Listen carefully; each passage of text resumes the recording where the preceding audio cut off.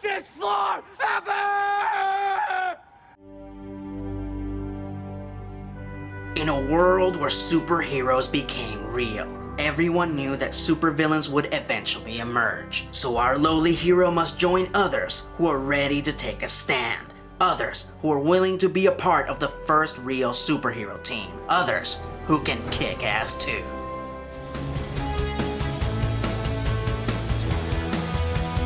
Greetings fanboys and fangirls, I'm Erod and I'm the Blockbuster Buster. It is only thanks to the comic book boom that we have been experiencing in the movie theater for the past decade that a comic book like Kick-Ass made it to the silver screen. I was surprised and grateful for this occurrence, but never in a million years could I have imagined that this film would have a sequel. A sequel that would push the boundaries of the Kick-Ass universe to epic proportions. Once again, I warn you that I will not be doing a great deal of compare and contrast between the movie and the comic, except for when it's absolutely necessary, as it is fairly evident at this point that the films have gone in their own direction. And I also want to make it expressively clear that I do not feel comfortable recommending the Kick-Ass 2 comic book, as I feel that Mark Millar went too far with the violence. Just trust me when I say the film is relatively tame compared to the comic.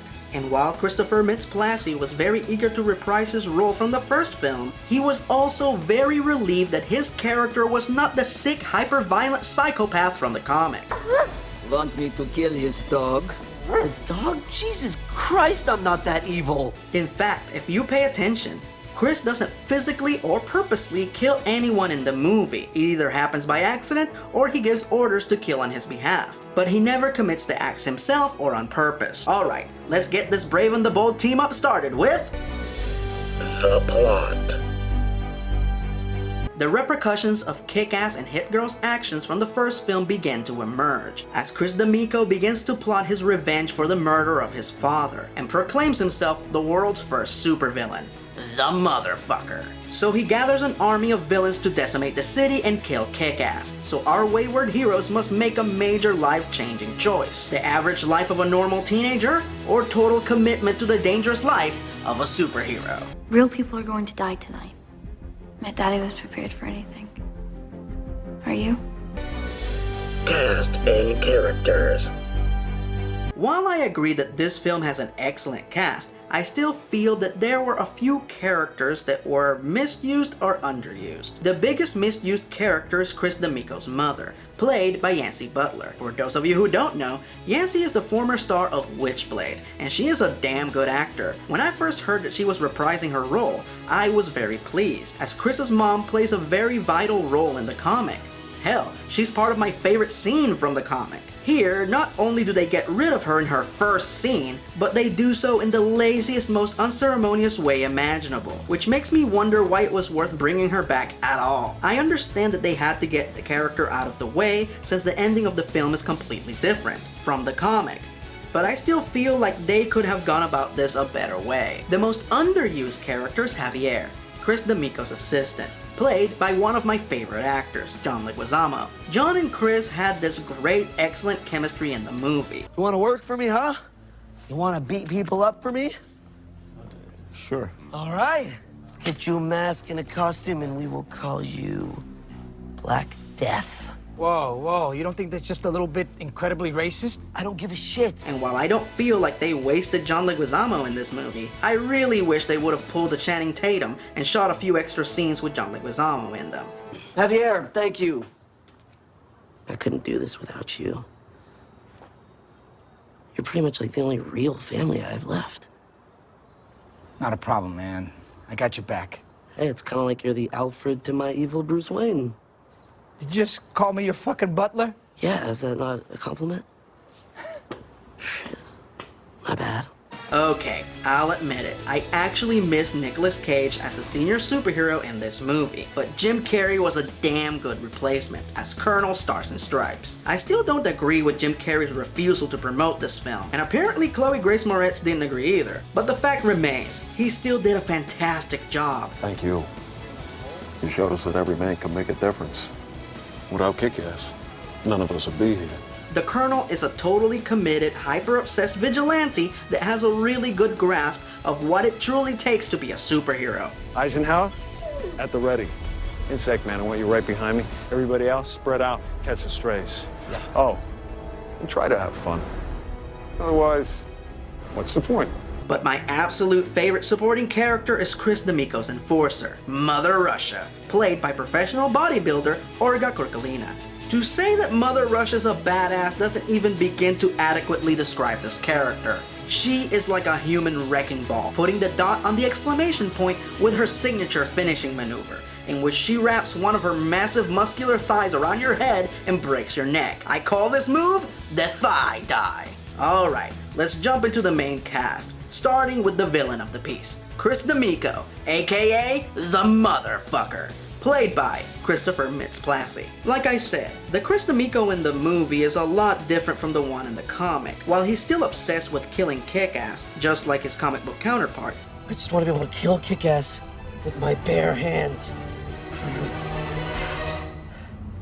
I gotta tweet about this. The Motherfucker, he's some guy claiming to be the world's first supervillain. He's got like 1,000 followers already.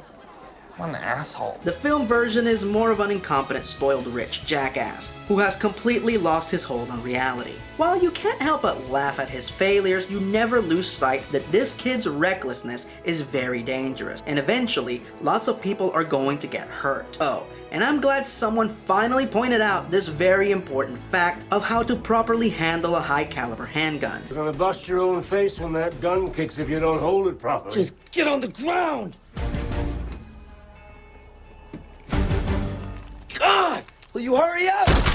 Ah! I told ya. Did everyone get that? Holding a gun sideways is fucking stupid! Let's talk heroes. Starting with our titular character, Dave Lisinski, aka Kick-Ass, played by Aaron Taylor Johnson. This time around, we find our wetsuit-wearing wonder in the middle of some major crossroads in his life. While Dave gave up crime fighting due to the imminent danger attached to the job, he still misses it and eventually relapses and begs Mindy to train him so he can be a proper superhero, just like Big Daddy and her used to be. The chemistry between these two characters is perfect. They're kindred spirits. They are the only two people in the world who know what it's like to be a real superhero and have to give it up. Their relationship is one of the key factors that makes this movie work. I love all the parallels between these two, how they both join different groups in hopes of defining their identities. And I also love the sweet irony of how the Justice Forever team put on costumes just so they can comfortably be themselves,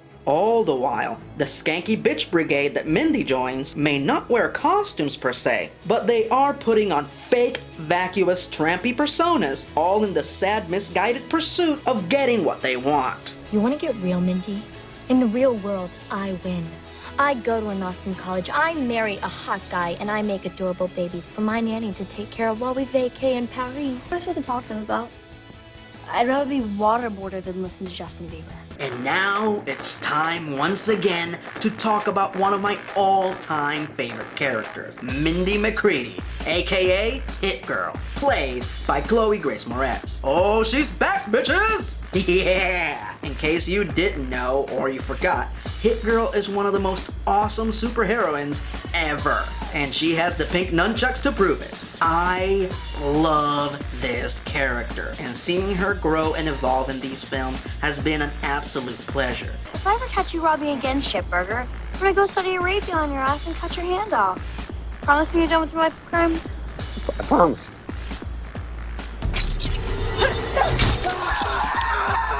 Pants on fire. By far, one of the most misguided complaints I've heard about this film thus far is that they allegedly sexualized Hit Girl. Okay? Just to be clear, there is not a single scene in this film in which Mindy dresses provocatively or performs any lewd sexual acts, aside from the occasional threat. Maybe she's a dyke. Maybe I'll jam my foot up your snatch. What the short-sighted douche faces that made these complaints are actually referencing is the fact that Mindy grows older in this film and she officially starts noticing boys. Incidentally, if there are any young ladies watching this right now, there is nothing wrong with that. In the comics, Mindy remains a little girl throughout the entire series, cause you know, comic book characters don't age. Chloe, on the other hand, is a real person, so she did age, and the filmmakers opted to acknowledge it, as opposed to have her continue playing a little girl.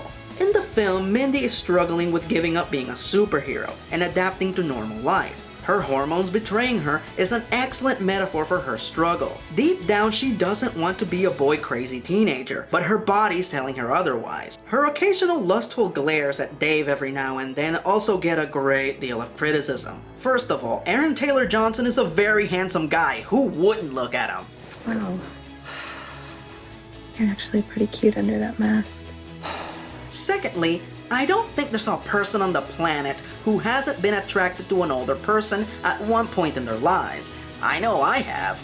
And thirdly, Dave and Mindy's relationship is strictly platonic. They're best friends, and they trust each other indefinitely. But what about the kiss at the end of the movie? It looked pretty innocent to me, guys. She even admits that it's her first kiss. And what better recipient than the bravest guy she knows? The guy who is not the strongest or the most skilled fighter and fights anyway. The guy who believes in her and acknowledges throughout the film that she is the better superhero. The guy that actually took on the role of the strong male figure in her life after her father died, making it especially symbolic at the end of the movie when Kick-Ass wears Big Daddy's armor for the final fight. So yes, Dave is the perfect choice for Mindy to give her first kiss to. Not to mention, Chloe owns this scene. She kisses him like it's no big deal and then takes off on her motorcycle like she's James Dean and shit. What was that? That was my first kiss. Be nice, I'll rip your ass out through your mouth. In the end, Hit Girl still remains one of the coolest, most badass feminist icons ever. Oh, and by the way, while I am grateful that action figures were produced based on the characters in this film, could someone please make the Hit Cycle into a toy? That thing is both awesome and toyetic. Toyetic is a word created by marketing people. It means an object or device featured in a cartoon that could easily become a mass-produced toy.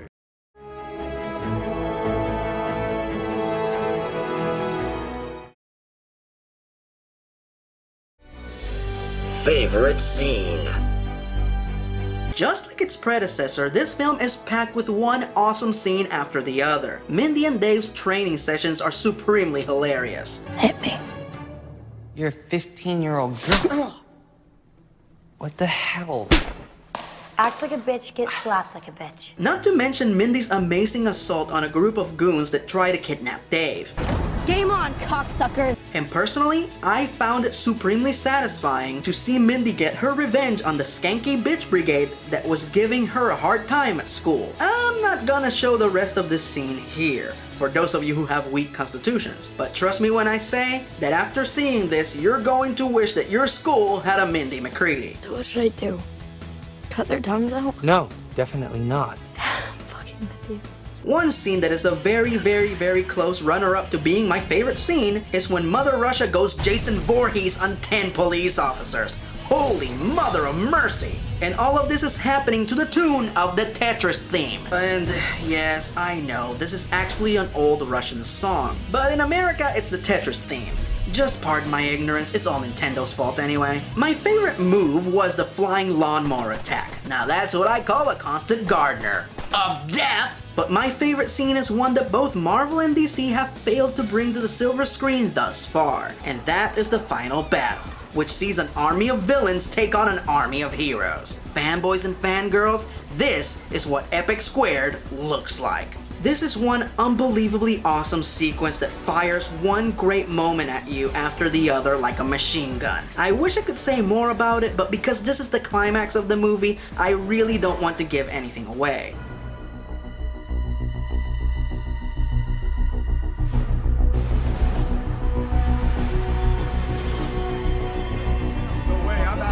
What's the matter, Chris?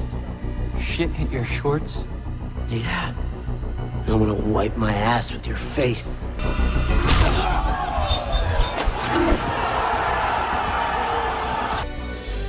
Favorite line. Just like in the rest of his films, Jim Carrey is never short of ferociously funny phrases. Yeah, there's a dog on your balls. And just like the last film, Dave's narration is a great source of clever one-liners. Mindy beat me like morning wood every day for 3 weeks. Come on. But my favorite line goes to my favorite character, as she expresses the ultimate truth. What's wrong with Robin? Would you like Big Daddy's Robin? Okay, Robin wishes he was me. Yes, yes he does. Final verdict. The only scene in this film that I truly dislike, even more than the negligent killing of Chris's mom, is when Todd, one of Dave's school friends, reveals Kick-Ass's secret identity to Chris D'Amico. For starters, this is something else that is handled way better in the comic, and yet again, this is another scene that just felt lazy. I get that Todd is a very clueless character, but I just find it completely unbelievable that he would be stupid enough to give away vital information that would endanger Dave and his family. And then he never apologizes or even acknowledges that he was the reason that Chris was able to find Dave and fuck up his life. But outside of that, the rest of the film is great, mixing the ridiculous happenings of trying to be a superhero in the real world with the harsh, violent dangers that come along with the gig. If the first film was about the battle between fantasy and reality, this film was more about deciding which one you're going to embrace and who you are going to be for the rest of your life. Are you going to run with the crowd or be your own person? This is your life. You've got to live it. A lot of people ask me if it bothered me that this movie bombed at the box office. Guys, it's called Kick-Ass, for Christ's sake. It's a movie about extremely violent, foul-mouthed superheroes. It's not for everybody. Like I said, I'm grateful that these films were made and that so much effort and quality went into them, but quite frankly, I'm still surprised that a Kick-Ass film was made, let alone two. Will there be a third Kick-Ass? I doubt it, but I certainly hope so, cause in spite of its flaws, this was still a very worthy sequel. 10 points of the badassitude meter, throw on your spandex, draw your batons, and give it a watch. Justice forever. Superheroes can't exist in the real world for a reason. It's because the real world needs real heroes. And not some punk in a wetsuit playing dress up, but a genuine badass who can really kick ass.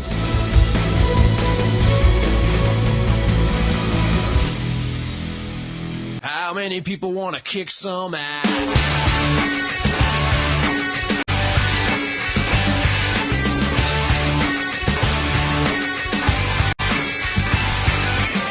I used to be a nerd, grew up in the suburbs. Join the Legion, suckers! I made it up in this song. I talk about the hood. I say stuff like People should get what they deserve.